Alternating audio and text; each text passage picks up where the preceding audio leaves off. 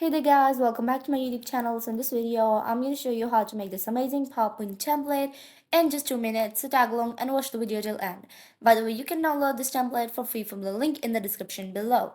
So first of all, change the background fill to an image fill, and you have to use a high resolution image for the background and insert a rectangle that covers the entire slide.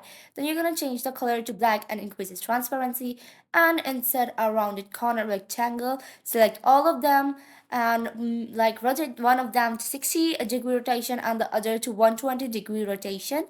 You have to put them into the center and the middle, align them, and then unite them, and then you have to rotate them like this, and then you have to decrease their size like pressing control.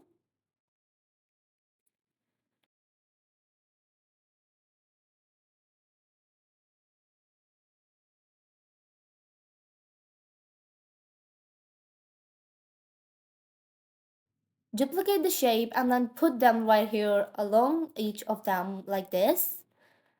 Here you go. Select all of them, and you have to like duplicate them by pressing Ctrl plus D. You have to put them right here like this. So here you go.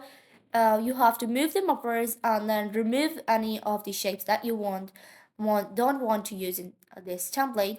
And then you're gonna like duplicate the shape, and then you're gonna put it right here like this. Remove one of them and leave one of them. So this makes a specific pattern. Let's remove the remaining shapes that we don't want to use in the template. Group them and give them the slide background fill.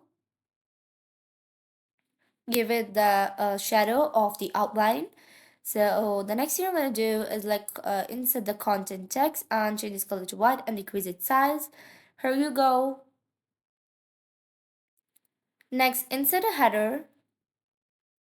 Here you go. Let's increase its size and change its color to white. And the next thing I'm going to do is like insert a straight line just below the title and change this color to white as well. Here you go.